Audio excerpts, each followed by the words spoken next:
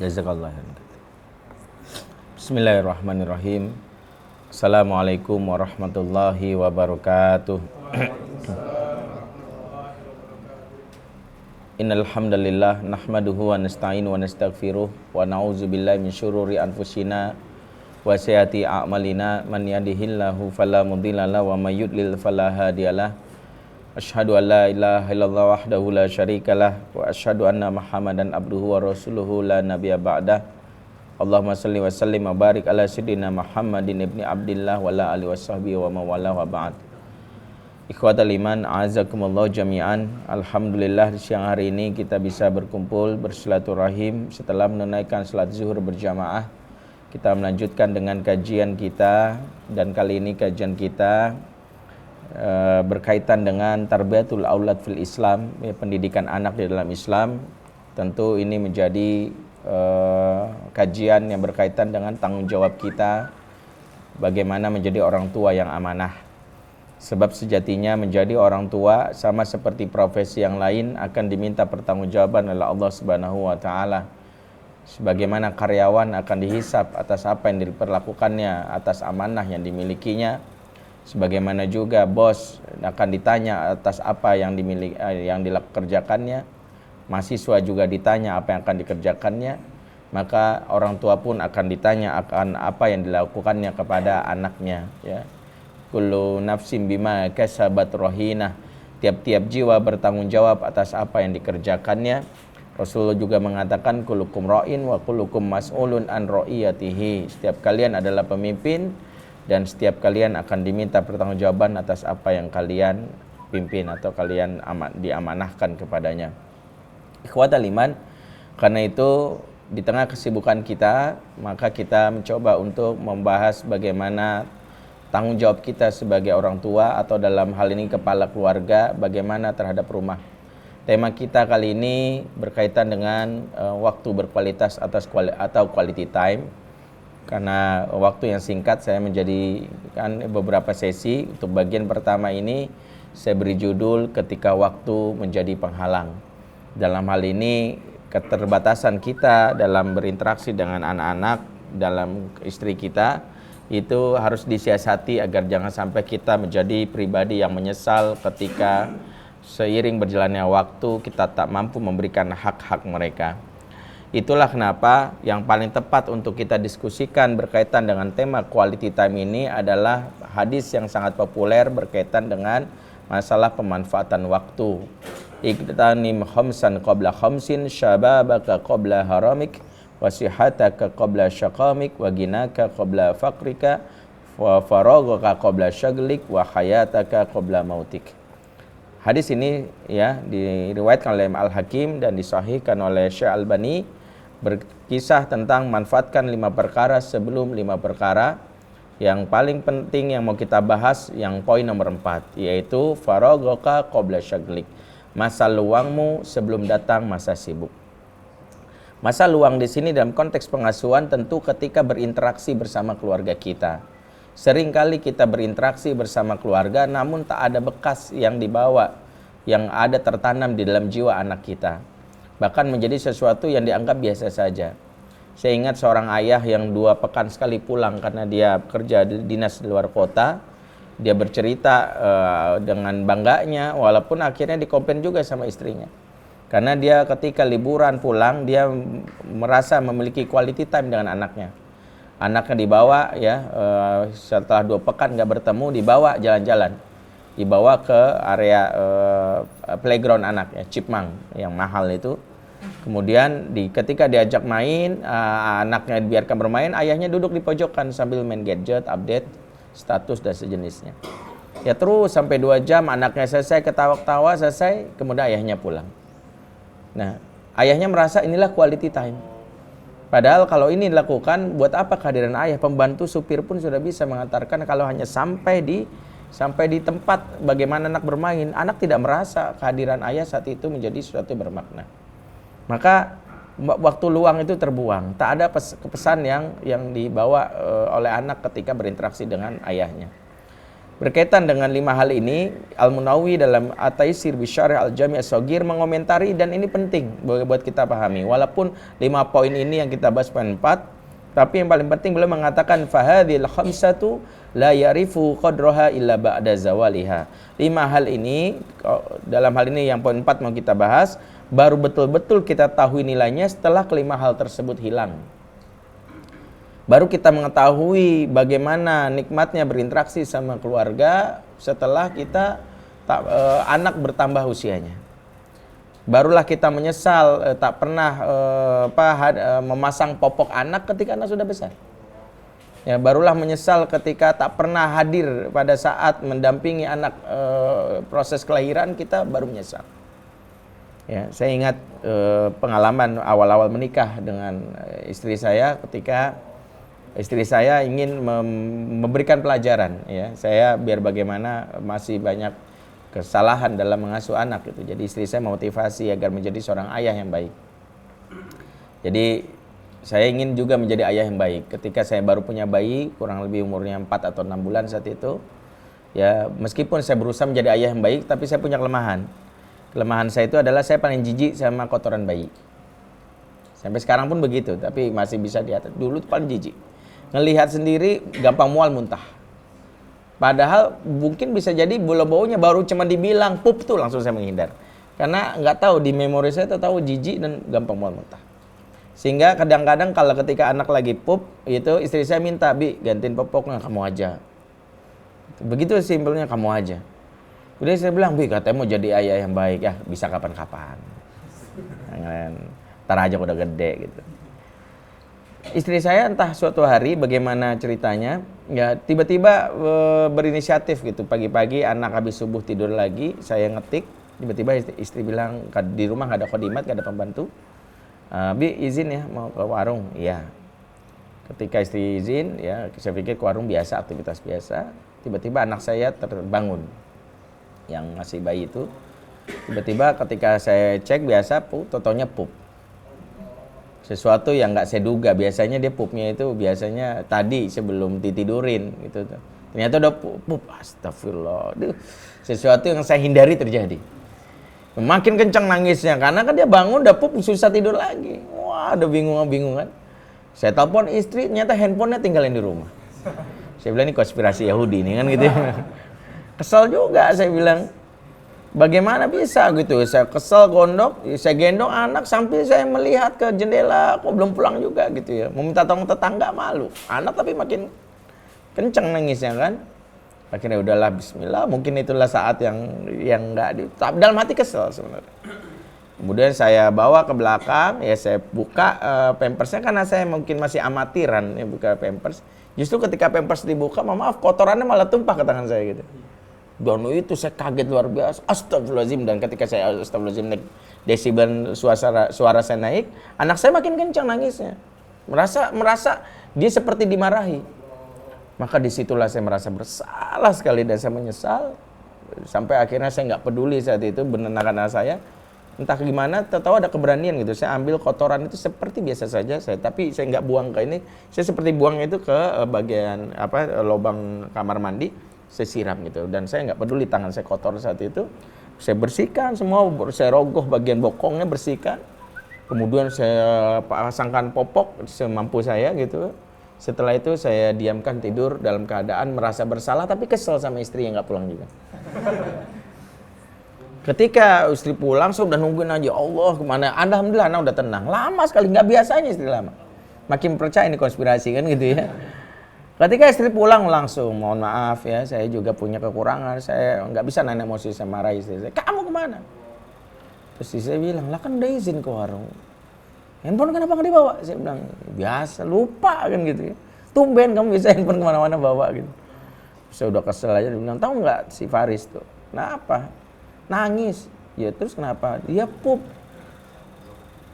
Dia BAB gitu ya.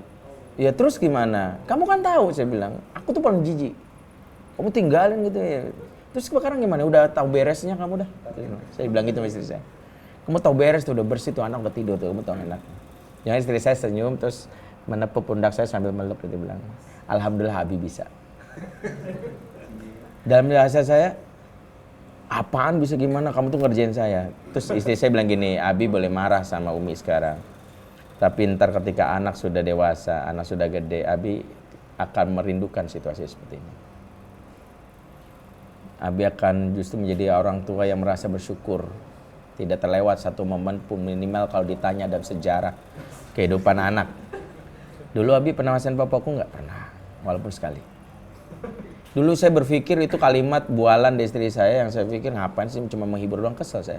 Seiring perjalanan waktu ketika anak saya sekarang sudah TK, SD, ya baru saya menyadari kalimat itu, kalimat yang saya berpikir ini kalimat yang nggak bohong dari istri saya. Mungkin kalau nggak mengalami peristiwa itu, saya salah satu orang tua, ayah yang menyesal. Di mana saya berkoar-koar tentang ilmu parenting, tapi justru ada cacat dari sisi sejarah hidup. Ketika anak saya nggak pernah dipasangkan popok. Maka saya bersyukur, dan setiap saya mengenal momen itu saya tersenyum, dan saya selalu bilang istri saya terima kasih. Artinya memang ada waktu yang kadang-kadang kita harus perhatikan, tidak bisa berulang. Itulah kenapa Ibnu Abbas ya dalam menyampaikan sebuah hadis yang memberitahu kita bahwa seringkali manusia tertipu akan nikmatani maghbunun fihi makatsirun minan nas as-sihat wal faragh. Dua kenikmatan yang banyak manusia tertipu padanya, yaitu adalah kesehatan dan yang berikutnya adalah waktu luang. Itulah kenapa ketika berinteraksi sama anak, salah satu tugasnya atau berinteraksi sama keluarga, bagaimana menjadikan pertemuan itu punya makna. Ya, quality time itu adalah memberi makna atas waktu meskipun singkat. Itulah bukan sekedar berapa banyak yang kita habiskan, tapi apa yang kita berikan di saat waktu-waktu tersebut. Seringkali kita bersama anak namun tidak berkualitas. Disinilah kenapa kecerdasan kita untuk bisa memerlukan waktu luang bersama anak dan mengisinya dengan sesuatu yang baik.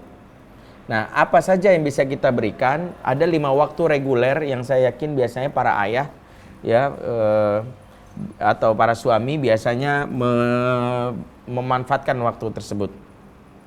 Yang pertama adalah waktu pagi.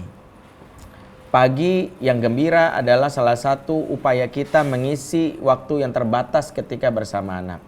Tugas ayah salah satunya adalah bagaimana membangunkan anak di pagi hari. Penelitian di Mesir dikatakan anak yang pagi hari dibangunkan oleh ayahnya lebih berprestasi dibandingkan jika dibangunkan ibunya. Maka tugas pertama seorang ayah adalah membangunkan anak pagi hari, sebab anak butuh butuh proyeksi tokoh. Anak ketika melihat siapa yang membangunkannya, dia ingin proyeksi tokohnya, dia akan berpikir seperti itu. Sebagaimana kita tahu Ibnu Abbas begitu gembiranya setiap dia tidur, yang membangunkan adalah Rasulullah SAW, karena dia tidur tak jauh dari kamar Rasulullah SAW. Dan disitulah dia mendapatkan bagaimana inspirasi. Jika membangunkan adalah tokohnya seperti itu, dia ingin seperti itu. Maka seorang ayah yang membangunkan anaknya memberi inspirasi, sesibuk apapun ayahnya memberi inspirasi bahwa justru anak harus seperti ayahnya yang dunianya kompetitif, siap bersaing. Dia bekerja dan sebagainya, ada motivasi. Kalau yang membangunkan adalah ibu, meskipun ibu bekerja, tapi anak tahu dunia ibu nggak jauh dari sumur, kasur, dapur, Carrefour kan gitu. Itu dunia ibu. Jadi dunia ayah memang seperti itu. Maka tugasnya bangun. Yang kedua, bukan hanya sekedar membangunkan pagi, tapi juga memberi makna di pagi hari. Sebab kadang pagi itu menjadikan sesuatu yang tidak berkualitas ketika anak merasa justru pagi itu mendapatkan ayah yang timer. Mengingatkan waktu, ingat tugas udah belum, PR udah belum. Nah, kalau kita perhatikan bagaimana Rasulullah mengisi waktu di pagi hari, dan itu contohkan kepada para sahabat, ada hadis yang disampaikan Imam Muslim, dan ini jadi pelajaran buat kita. An Samurah ibni Jundabin qala kana Nabi sallallahu alaihi wasallam idza shalla subha aqbala alaihim biwajhihi faqala hal ra'a ahadum minkumul barihatur ru'ya. Dari Samurah bin Jundub ya berkata, apabila Nabi selesai sholat subuh, dan ini kebiasaan Rasul setiap hari, beliau menghadap mukanya kepada para jamaah dan tidak bertanya, udah pada sholat belum, PR udah belum, tidak. Pertanyaannya adalah hal ra'a ahadum minkumul barihatur ru'ya. Siapa di antara kalian yang mimpi indah semalam? Ternyata ada makna yang di Rasulullah sampaikan ketika pagi bertanya tentang mimpi, sebab dari mimpi yang ditanya kepada para sahabat, Rasul memberi motivasi celah mimpi tersebut. Rasulullah adalah sebaik-baik pentakwil mimpi. Sehingga disebutkan ada sahabat yang bercerita, "Ya Rasulullah, aku melihat di dalam mimpiku langit terbelah dan aku naik ke atasnya." Apa kata Rasulullah ketika sahabat ini menceritakan mimpinya? "Kelak engkau ya Ibnu Abbas," kebetulan Ibnu Abbas yang bercerita, "akan dimuliakan oleh seluruh penduduk dunia, bahkan oleh seluruh penduduk langit." Hati siapa yang tidak merasa gembira ketika diberikan kalimat positif di pagi hari? Bahkan jika itu pun mimpi buruk, perhatikan bagaimana Rasulullah memberi motivasi. Dikisahkan oleh Ibnu Umar ketika suatu malam dia bermimpi, dia ditarik dua sosok malaikat, diajak keliling neraka. Dia merasakan ketakutan, dia cemas melihat api yang begitu berkobar, dan dia bangun ketika di dalam mimpi tersebut dia ditarik malaikat tersebut dan dia pun terbangun. Dia malu akan hal ini, maka dia hanya bercerita tentang mimpi tersebut kepada Hafsah. Ya, Hafsah ini tak lain adalah saudara kandungnya, dan Hafsah adalah istri Rasulullah Shallallahu Alaihi Wasallam. Ketika Hafsah bercerita ini kepada Rasulullah, apa kata Rasulullah? "Ni'ma abdu Ibnu Umar idza kana salatul lail." Sebaik-baiknya hamba adalah Ibnu Umar seandainya dia rajin sholat malam. Betapa Ibnu Umar termotivasi dari mimpi buruknya, kalimat yang muncul kalimat positif. Sehingga disebutkan dalam riwayat Ibnu Umar tidak pernah meninggalkan sholat malam sampai dia wafat. Motivasi yang muncul. Pelajaran yang penting di pagi hari jika bersama anak, hindarkan kalimat timer yang menunjukkan kita orang tua timer. PR udah belum, makan udah belum, ini udah belum. Yang paling utama memberi motivasi dengan bertanya mimpi. Dan kaidah mimpi ini jelaskan oleh Muhammad bin Sirin bahwa jika seorang yang tidak memiliki kemampuan mentakwil mimpi, karena tidak memang semua orang punya mampu mentakwil mimpi, maka salah satu kaidahnya adalah wajib berkata-kata yang positif atas mimpi yang didengarnya. Sebab mimpi itu seperti burung yang terbang melintas di udara. Jika dijatuhkan ke bawahnya lantai, maka dijatuh ke lantai. Jika dijatuhkan di bawahnya air, maka dijatuh ke air. Maka bagi kita yang tidak punya kemampuan mentakwil mimpi, salah satunya adalah adabnya, jika anak kita bercerita tentang mimpinya, maka kita wajib berkata positif, meskipun mungkin terdengar mimpinya negatif. Jadi jangan sampai ketika anak bercerita, "Mimpi apa nak semalam?" "Aku mimpi dikejar-kejar anjing ya." Jangan dijawab, "Oh sebentar lagi kamu mati nak." Wah, tulang kamu habis digigit, tobat nak, istighfar. Ya, anak makin mengkerut. Hatinya justru kita mengatakan, "Subhanallah, semoga kamu menjadi salah satu makhluk yang dicintai oleh seluruh penduduk dunia. Anjing saja yang hina mencintai kamu, apalagi yang mulia." Kan gitu ya. Mungkin betapa, kenapa kalau ditanya, karena emang nggak tahu takwilnya. Karena nggak takwil, lebih baik berkata positif. Meskipun dia bilang gigiku copot, kita baca buku primbon, kita bilang mati kamu dikit lagi. Jangan begitu, justru kita bilang itu tanda kamu sebentar lagi dewasa ya nak, matang pikiranmu. Jadi selalu ada kalimat. Atau kalau tak mampu menjawabnya, mendingan diam. Inti dari kalimat, dari pesan kita di waktu pagi bersama anak, maka jangan sampai pertemuan hanya 5 atau 10 menit bersama anak tidak ada kesan. Tetapi justru anak tidak merasakan kesan yang luar biasa. Intinya adalah manfaatkan pagi itu menjadi ayah motivator atau suami motivator, baik kepada istrinya maupun kepada anaknya, itu dimanfaatkan. Ini yang pertama. Yang kedua, Rasulullah ya menjadikan penyapaan kepada anak menjadi rutinitas di siang hari. Ya, anak butuh disapa dan Rasulullah selalu memulai menyapa anak, dan inilah kaidahnya bahwa meskipun dia sudah seorang nabi, tokoh, bukan berarti alergi untuk menyapa anak duluan. Karena orang tua menyapa anaknya menunjukkan kepedulian dan kasih sayang. Jangan merasa bahwa ntar aja tunggu telepon, dia yang butuh. Ya ntar paling kalau dia, jangan. Rasul, kalau kita yang mendapatkan pahala, perhatikan hadis yang sampaikan oleh Imam Muslim nomor 2168, anna Rasulullah sallallahu alaihi wasallam marra ala gilmanin fasallama alaihim. Rasulullah sallallahu alaihi wasallam pernah bertemu dengan anak kecil, lalu beliau yang mengucapkan salam kepada mereka. Hikmahnya adalah orang tua yang mampu melawan egonya untuk menyapa anak duluan, ini mengikat hati anak justru di saat anak mungkin ada figur lain yang ada di luar.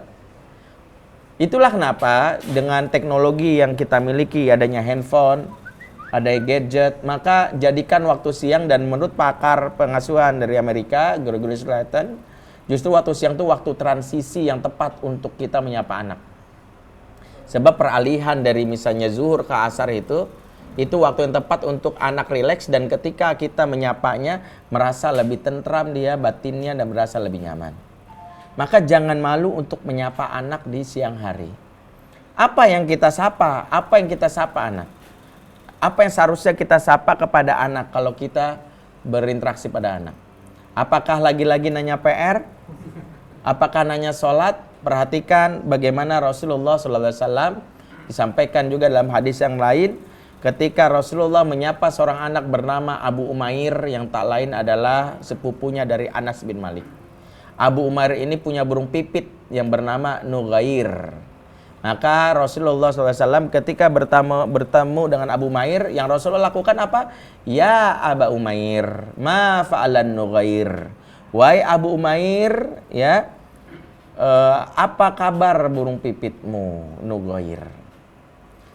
Yang menarik yang dilakukan Rasulullah mungkin tak kita pahami, ternyata pada saat dia bertemu dengan anak kecil, Rasulullah tidak menyapa tugasnya anak, tapi menyapa hobinya anak. Anak yang disapa hobinya, pasti dia akan tertarik untuk bercerita. Dia tahu, ayahku tahu aja kalau aku senang futsal. Maka jangan nanya pertama kali, nak gimana PR bukan? Nak tadi futsalnya menang apa enggak? Maka dia akan bercerita, menang ya. Tadi aku hampir nyetak 5 gol, cuman gawangnya dipindahin sama teman. Dia akan berteriak, bercerita.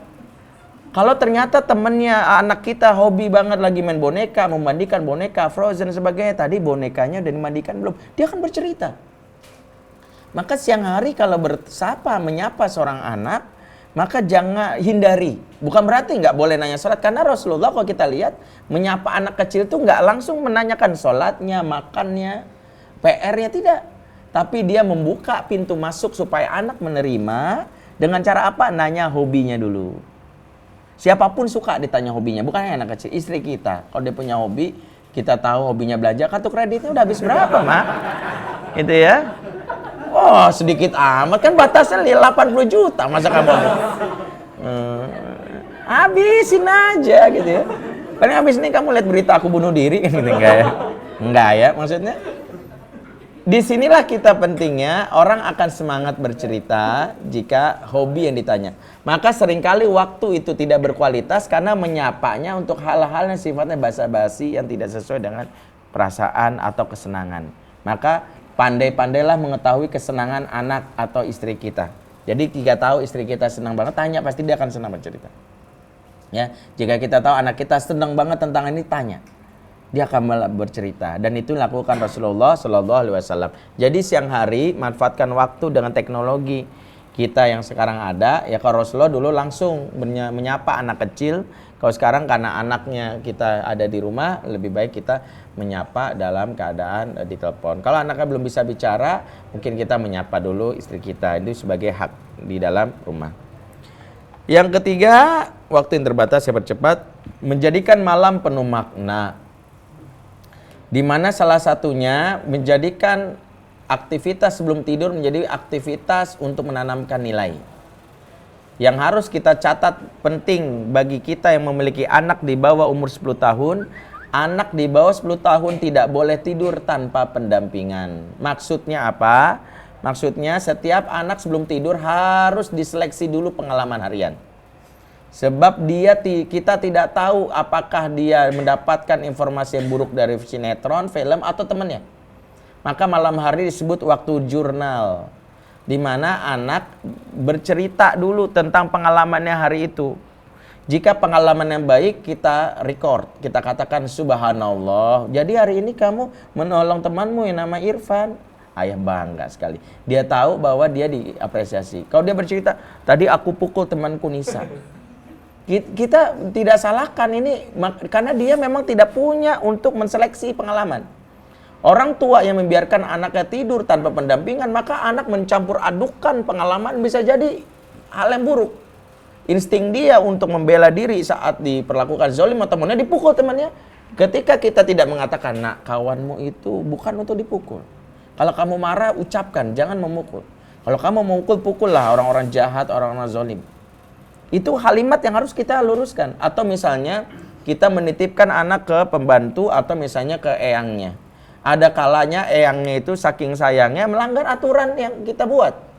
Misalnya kita tidak sepakat dengan makanan instan atau mie instan. Dan anak kita dalam keadaan sakit, eyangnya kadang nggak tega untuk menolak. Maka ketika tiba-tiba anak kita cerita, tadi aku dibikinin ini dong, mie instan sama eyang. Maka kita bilang, ayah yang tanggung jawab sama kesehatan kamu.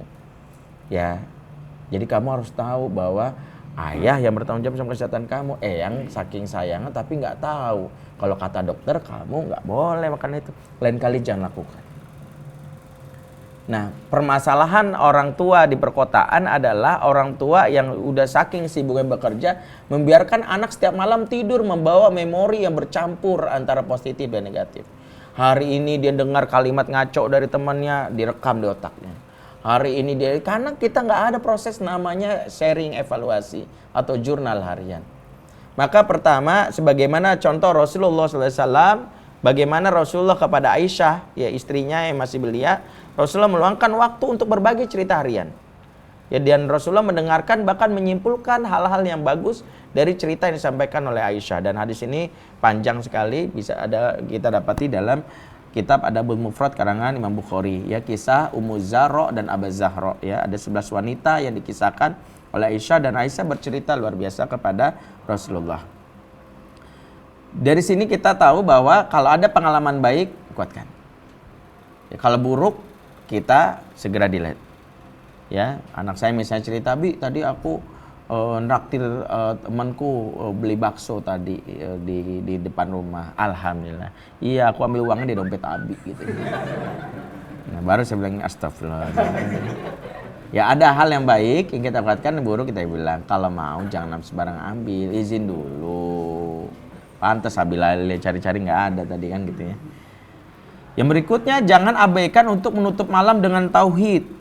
Kenapa demikian? Dan ini sangat menarik karena dalam hadis yang dalam kitab As-Silsilah Ahadits As-Shahihah yang ditulis oleh Syekh Albani, jelaskan sebuah hadis yang sahih, an-naum akhul maut, tidur itu saudaranya kematian. Dikomentari dalam syarahnya bahwa karena tidur adalah saudara kematian, maka siapa yang mengakhiri kehidupannya, mengakhiri tidurnya dengan hal yang baik, maka ibarat gladi resik bagi kematiannya. Barang siapa yang ingin husnul khotimah, jangan sepelekan untuk mengakhiri malamnya dengan hal yang baik. Ini makna dari an-naum akhul maut. Kita ingin husnul khotimah, sementara kita tahu tidur itu saudara kematian. Maka belajarlah untuk setiap malam seolah-olah kita mau mati dan harus ditutup dengan yang baik. Jadi jangan justru sebelum tidur membiasakan anak untuk lagu-lagu yang jahil. Karena kalau tiba itu sebenarnya kita sedang gladi resik hal-hal yang negatif. Itulah kenapa contohkan anak, ya nak, sebelum tidur baca syahadat dulu. Walaupun nggak ada sunnahnya. Tapi kita berharap mengucap syahadat ini adalah kalau dalam keadaan kita dimatikan, ya dalam keadaan tidur, kita dalam keadaan menutup kalimat tauhid. Asyhadu alla ilaha illallah. Atau kalau enggak kita baca doa ya atau sebelum tidur. Ini hal yang penting yang bisa kita lakukan agar malam hari itu menjadi efektif. Dan ini harus tugas bersama. Jika ayahnya tak mampu, permasalahan ayahnya tak mampu karena pulang kerja sampai lembur, maka wajib istri melakukan peran ini. Kalau tidak ada, ini yang berat. Ini yang membuat anak gampang sekali meniru perilaku di TV karena nggak ada tugas yang menseleksi malam hari. Bagaimana jika ayah terlambat pulang sementara anak sudah kadung misalnya nonton televisi atau anak udah kadung tidur, maaf. Maka ayah jangan sepelekan untuk mencium kening anak dan membisikkan kalimat positif yang kita niatkan untuk masuk ke dalam memori alam bawah sadar dia. Maafin ayah ya nak, telat. Semoga kamu jadi anak soleh ya nak, rajin ibadahnya. Bangun pagi insya Allah kamu lebih pagi. Jadi ini salah satu yang kita lakukan kepada anak kita di malam hari ketika dia sudah tertidur. Yang keempat, jangan sepelekan untuk meluangkan waktu saat naik kendaraan. Seringkali bersama anak tapi nggak efektif. Naik kendaraan bareng sering, nganter anak ke sekolah atau jalan-jalan sekedar ke warung. Padahal Rasulullah dalam banyak hadis, dalam hal ini adalah bagaimana Rasulullah kepada Abdullah bin Abbas, dalam hadis riwayat yang lain misalnya kepada Mu'az bin Jabal, ketika Rasulullah membonceng para sahabat selalu memanfaatkan waktu untuk memberi nilai, memberi nasihat. Nah ini hadisnya panjang sampai Rasulullah menasihatinya, ihfazillah ya fazka, ihfazillah tajidhu tujahad. Ya, jadi Rasulullah memberi nasihat kepada Ibnu Abbas. Dalam hadis lain juga kepada Ibnu Umar atau ada juga kepada Muaz bin Jabal. Kenapa demikian? Ini yang harus kita pahami. Saat naik kendaraan, umumnya hati anak lagi happy. Lagi gembira karena diajak jalan-jalan. Lagi happy, maka secara konsep otak, limbiksnya terbuka sehingga dia mudah menerima informasi, masukan. Bayangin anak lagi kesel dinasehatin, biasanya nggak nyambung ke otaknya, nggak masuk ke otaknya. Ya, menasehati anak lagi kesel itu sama seperti memasukkan air ke botol yang bergoyang. Ya tumpah, ya cipratan di mana-mana. Tapi kalau hati gembira itu seperti memasukkan air yang botolnya justru terbuka lebar, kita masukin air aja. Jadi gampang sekali masuknya. Berikutnya banyak momen selama perjalanan, ini penting. Selama perjalanan bisa kita jadikan nilai itu. Nah, lihat ya Allah, nah itu ada pengemis. Mudah-mudahan kamu jangan seperti itu ya, nak. Kamu yang bantu itu. Masuk ke dalam otaknya si anak. Ya, dan anak lebih mudah menyerap nasihat jika mendengar sesuatu sambil melihat mengalaminya. Saya pernah nggak sengaja misalnya ketika bawa anak saya antar setiap pagi ke sekolah.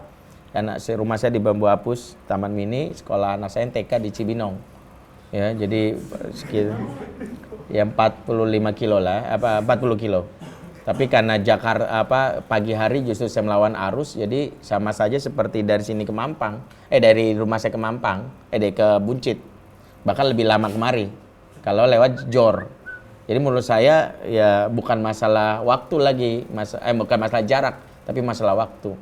Alhamdulillah meskipun jaraknya secara ini jauh, tapi secara waktu hanya 40 menit. Ya, sementara pengalaman saya kalau pagi itu dari rumah saya ke Buncit itu bisa sampai 1 jam. Ya, secara jarak dekat, tapi secara waktu jauh. Nah, setiap ada momen saya selalu memanfaatkan itu. Misalnya ada pengalaman yang anak saya ternyata nggak lupa. Misalnya ketika saya lihat ada pengemis, saya bilang, ya Allah, nak, kamu tahu nggak kenapa itu jadi itu nenek pengemis? Nggak tahu, Bi. Mungkin karena dulu dia nggak sempat sekolah, sehingga nggak ada ilmunya, sehingga dia nggak bisa menjalani kehidupan dengan baik seperti itu. Sehingga sampai anak saya itu ketika dia malas, sama mereka ngingetin, nanti jadi nenek pengemis loh. Di antara mereka, jadi mereka bilang, ya aku sekolah. Ada kalimat itu yang mereka rekam, kalimat itu mereka, kenapa? Sangat mudah sekali. Ya, jangan sepelekan untuk di sepanjang perjalanan untuk banyak nilai. Ya saya kalau misalnya naik motor, kadang bawa anak saya yang SMP ya ke lewat Kuningan, lewat gedung KPK, itu saya bilang ini gedung dakwah, saya bilang. Kok gedung dakwah, Bi? Ya ini banyak perempuan mendadak pakai jilbab setelah masuk ini kan, saya bilang. Saya bilang masuk MUI aja nggak bisa, saya bilang membuat wanita berjilbab, tapi ketua KPK insya Allah bisa. Jadi saya bilang begitu aja, anak saya langsung bilang ya gitu. Jadi banyak hal yang nilai yang bisa kita lakukan. Yang paling penting ada hindarkan segala jenis penghalang dialog selama perjalanan. Nah, ini penting nih, kadang bapak udah jarang sama anak, lagi sama anak ada radio, main gadget, aduh ini yang menghilang. Saya selalu bilang jangan pernah nyetel radio atau apalagi TV di dalam TV. Kalau kita mobil kita ada TV-nya atau CD player dan sebagainya. Ngobrol lah sama anak. Manfaat waktu seperti ada rundown. Saya misalnya 40 menit itu saya bagi. Waktu pertama biasanya saya nanya dulu mimpi dia, pengalaman semalam apa, kemarin apa. Yang kedua biasanya saya bikin cerita bersambung selama di mobil. Ya, cerita tentang Nabi Muhammad, bikin mereka penasaran. Habis itu besok lagi ya, sama yang kedua berikutnya ketiga, one day one ayah, 1 hari 1 ayat. Jadi mereka store 1 hari 1 ayat yang meskipun simple, ya walaupun anak saya awalnya bilang, gampil amat gitu ya. Karena ayat yang dibaca pertamanya surat Al-Fajr, wal Fajr, udah gitu doang ya. Tapi dia belum tahu pas sudah hari ke-10, fa'amal insanu idza mabtalahu rabbuhu fakramahu wa na'amahu fayaqulu rabbi akraman. Panjang amat ya dia. Ya, yang penting 1 hari 1 ayat, ya. Ini penting. Jadi yang penting anak. Jadi sepanjang perjalanan lagi naik kendaraan jangan sampai lupa. Yang terakhir ini sering kita lakukan tapi menjadi momentum hilang, yaitu saat makan bareng. Saat makan bersama inilah nilai yang harus kita tanamkan, dan perlu saya sampaikan makan bersama ini indikasi keluarga yang harmonis dan barokah. Sebab ciri keluarga berkah masih ada kesempatan makan bersama. Rasulullah mengingatkan tentang makan bareng ini bukan hanya dalam keluarga, dalam aspek banyak pun diingatkan. Mencari barokah itu dengan makan bersama. Dalam hadis riwayat Abu Daud, misalnya Rasulullah pasca perang, para sahabat makan sendiri-sendiri. Maka Rasul mengatakan, fajtami'u ala tu'amikum wadhkuru smallahi alaikum yubarak lakum fih. Ya, berkumpullah, bersama-samalah kalian saat makan, sebutlah nama Allah di dalamnya, niscaya kalian diberkahi. Jadi makan bareng itu jangan sepelekan. Apa yang disebut makan bersama? Imam An-Nawawi mendefinisikannya dua. Pertama, makan bersama itu adalah membagi lauk dari piring besar ke piring kecil bersama-sama. Atau yang kedua disebut makan bersama adalah lauknya berbeda karena mungkin kita berbeda seleranya, tapi saling mencicipi. Ini disebut dengan makan bersama. Jadi kalau kita lagi jalan makan di restoran, mesen satu nasi goreng, satu mie ayam, jangan sepelekan untuk cicipin lauk dari anak atau dari istri. Cicipin doang, jangan semua dihabisin ya. Ya, ini kadang kita cicipinnya kebablasan ya. Penting cuman sekadar kerupuknya doang. Kerupuknya coba, ini sebut makan bersama dan mengundang keberkahan. Bahkan hanya air putih pun Rasulullah mencontohkan tidak menghabiskan. Ketika dia meminum air dari gelasnya, disisakan untuk Aisyah minum, atau kebalikannya, sisakan untuk wahai Aisyah. Ternyata mencicipi apa bekas atau sisa dari pasangan atau anak kita, itu barokah, itu yang disebut dengan mengundang waktu yang berkualitas. Jadi jangan sepelekan ketika makan bersama, lagi di restoran, kita ajak mau wisata kuliner, menunya berbeda, kita cicipi sedikit, cobain kerupuk. Dan dia pun boleh mencicipi, coba Demi, pedesan nggak? Gitu. Jadi boleh saja. Ini harus kita lakukan. Nah, saat makan bersama Rasulullah juga mencontohkan dalam hadis ini menasihati seorang anak. Ya gulam samillah wa qul bi yaminik wa qul mimma yalik. Ini dijelaskan tentang seorang anak Umar bin Abi Salamah yang pada saat dia makan digeratakan istilah kita. Kemudian Rasulullah menegurnya, ya gulam samillah wa qul bi yaminik wa qul mimma yalik. Artinya jangan justru saat makan jangan justru diam. Sunnahnya ngobrol. Tentu saat lagi selesai kunyahan. Ya, jangan sampai pas kunyah kok enggak mental ayamnya ya. Jadi jelas setelah dikunyah kita langsung nanya. Disinilah waktu yang berkualitas untuk sharing. Saya selalu katakan, kadang-kadang Allah ciptakan waktu berkualitas tapi nggak kita manfaatkan. Kapan saja itu? Buktinya nanti saat Ramadan. Saya ingatkan kalau Ramadan itu ada waktu yang dipaksa kita untuk makan bareng, itu minimal waktu sahur bersama keluarga. Nah, seringkali ini menjadi yang tidak bernilai. Kenapa? Udah jarang makan bareng, ketika makan bareng, makannya bareng tapi nonton TV. Rusak lagi, dan nonton TV nggak mau bernilai. Tayangan TV membuat apa? Kita membuat justru rusak hakikat dari sahur yang justru zikrullah, istighfar, justru diajak oleh TV untuk banyak tertawa. Ini yang rusak. Maka saya sarankan 30 hari waktu sahur itu matikan TV 5 menit. Kita berganti cerita, kisah sahabat 5 menit berkisah. Jadi ambil 30 sampel, 30 sahabat, hari ini cerita Khalid, besok cerita Ali, besok cerita Utsman, bergantian. Bayangkan 5 menit kita cerita di depan keluarga kita saat sahur, masa tidak ada satupun nilai-nilai yang nyantol ke kepala si anak. Ditambah lagi kalau berbuka, di mana berbuka kalau kita nggak sempat, istri kita yang bercerita di depan anak kita. Inilah yang disebut quality time. Waktu makan bernilai, sehingga nanti ketika dewasa mereka akan menyatakan, ayahku setiap di meja makan bicara begini, bernilai. Ini disebut dengan mensiasati waktu. Yang jadi masalah, kadang kita 5 waktu ini sering kita alami. Pagi bersama anak, siang sering nelpon anak, malam sering mendampingi tidur anak, sering ngantar pakai motor atau sering makan bareng, tapi tak ada satupun nilai yang memberikan perbedaan seorang ayah yang bertanggung jawab mendidik, mana yang tidak. Nah, inilah sebagai uraian kita tentang bagaimana mensiasati waktu kita yang berkualitas bersama anak-anak dan khususnya kepada keluarga kita. Bila taufik wal hidayah. Wassalamualaikum warahmatullahi wabarakatuh.